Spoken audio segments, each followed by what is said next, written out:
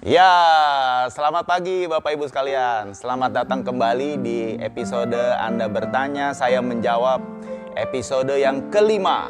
Nah, pada episode kali ini kita akan membahas mengenai kepadatan pemeliharaan indukan. Jadi ketika kita mau mengawinkan lobster, itu indukannya kepadatannya seberapa banyak? Ya, apakah kalau kita taruh kepadatan sekian terlalu sedikit nanti kurang maksimal, atau kalau kepadatan berapa terlalu banyak nanti dia akhirnya mungkin malah jadi kanibal, banyak yang kanibal dan sebagainya. Nah, itu yang kita akan bahas. Dan kemudian juga nanti setelah dia nanti udah kawin, bertelur, bagaimana selanjutnya, mau taruh di mana dan sebagainya. Nah, itu yang kita akan bahas pada episode kali ini. Mari kita saksikan episode Anda Bertanya, Saya Menjawab, episode yang kelima. Nomor 24, Pak Rizky Trisnajaya. Hadir. Bisa hadir ya? Iki nguni. Ya. Pak Rizky bertanya, untuk kolam ukuran 2 kali 1,5 diisi 35 ekor, apa kemungkinan bisa bertelur secara cepat atau masih menunggu waktu yang sedikit lebih lama? Nah gini Pak, jadi untuk kolam perkawinan, saran saya adalah kepadatannya maksimal 10 ekor per meter persegi.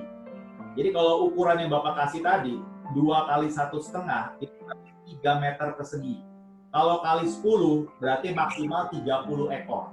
Nah, kalau kasih 35 itu udah agak kebanyakan. Ya, 30 itu maksimal. Nah, jadi apakah kalau diisi 35 nggak kawin? Nggak juga. Saya itu membatasi 10 ekor per meter persegi itu untuk mencegah kanibal. Supaya di antara indukan itu tidak terjadi kanibal.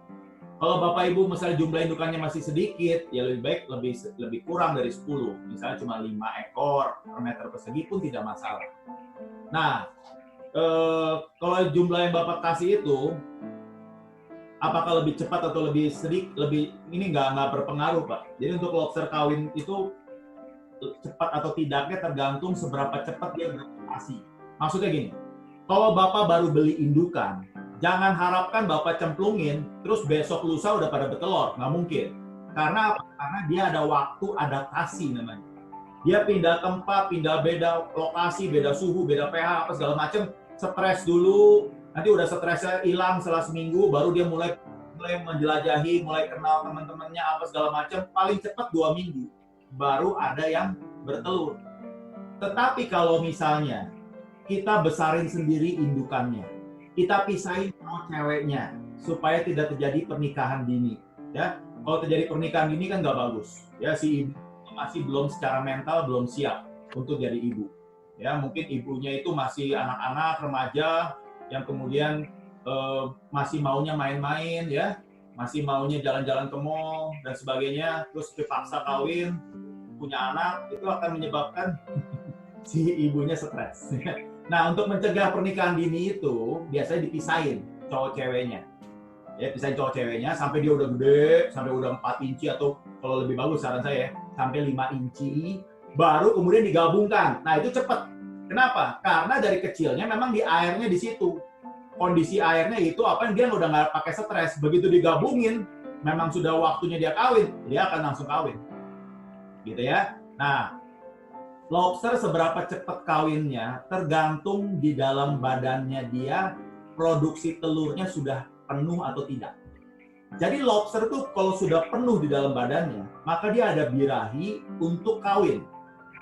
Nah, kalau lobster di dalam dirinya itu telurnya belum penuh, yang kayak saya tadi bilang, kalau yang udah gede kan bisa 6 bulan sekali kawinnya, tapi sekali bertelur 1000 butir.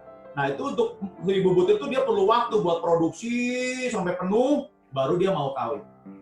Bahkan, andai kata ya, tidak ada jantannya, kalau memang dia sudah penuh telurnya, betina ini bisa keluarkan telur sendiri tanpa ada jantan, tanpa ada sperma. Tapi kosong telurnya. Kemudian nanti telurnya akan hilang, tidak jadi anak. Begitu, gitu ya. Baik, mudah-mudahan kita ketemu lagi di lain kesempatan.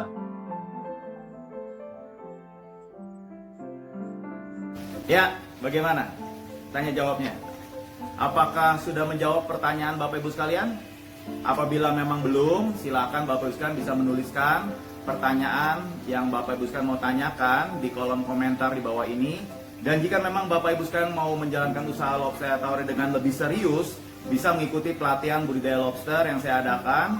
Itu 2 hari pelatihan, dan juga setelah itu akan masuk ke sebuah grup WhatsApp konsultasi, di mana Bapak Ibu sekalian bisa dipandu di situ dan bisa memberikan pertanyaan dan dijawab dan sebagainya di sebuah grup WhatsApp konsultasi untuk peserta pelatihan. Dan juga di grup tersebut juga akan membantu memasarkan produk hasil budidaya lobster yang Bapak Ibu sekalian sudah kerjakan.